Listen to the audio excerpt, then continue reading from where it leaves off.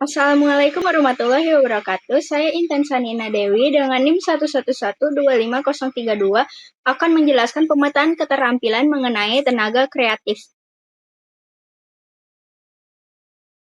Tenaga kreatif adalah individu atau kelompok yang berasal dari masyarakat dan berperan menciptakan ide, produk, layanan, atau aktivitas yang inovatif dan bernilai guna bagi lingkungan sekitarnya.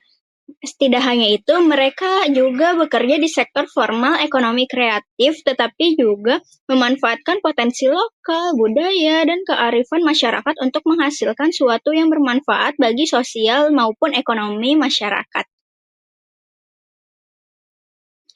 Apa sih tantangannya bagi tenaga kreatif dan masyarakat? Tantangan bagi tenaga kreatif adalah semakin berkembangnya zaman, maka akan banyak teknologi terbarukan yang bermunculan. Karena itu, makin banyaknya tenaga kreatif yang harus mengembangkan potensi mereka agar tidak ketinggalan terhadap keterampilan baru yang terus bermunculan. Selain itu, masyarakat memiliki tantangan di kesenjangan akses terhadap teknologi. Karena tidak semua orang dapat mengembangkan keterampilan baru atau memanfaatkan kesempatan peluang digital.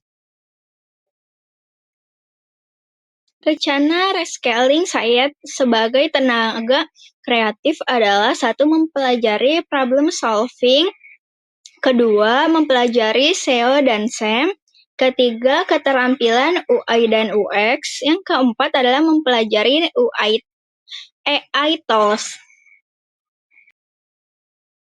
Saya memiliki tiga rencana upscaling sebagai tenaga kreatif. Yang pertama adalah memperdalam skill Adobe saya.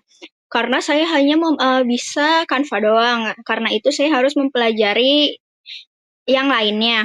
Yang kedua adalah mengasah kemampuan copywriting untuk berbagai platform digital. Yang ketiga adalah meningkatkan kemampuan komunikasi untuk berbagai audiens.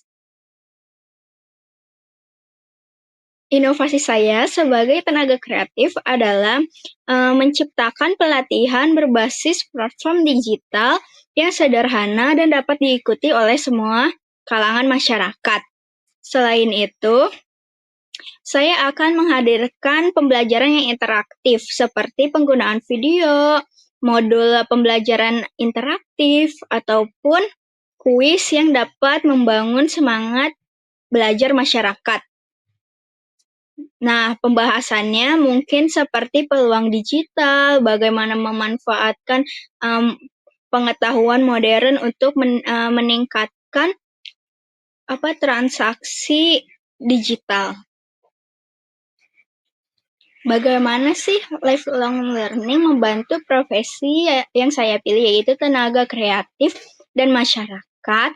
Menurut saya, pembelajaran seumur hidup sangat penting bagi tenaga kreatif maupun masyarakat. Di era yang terus berubah, tenaga kreatif harus selalu memperbarui pengetahuan dan keterampilan agar tidak tertinggal zaman.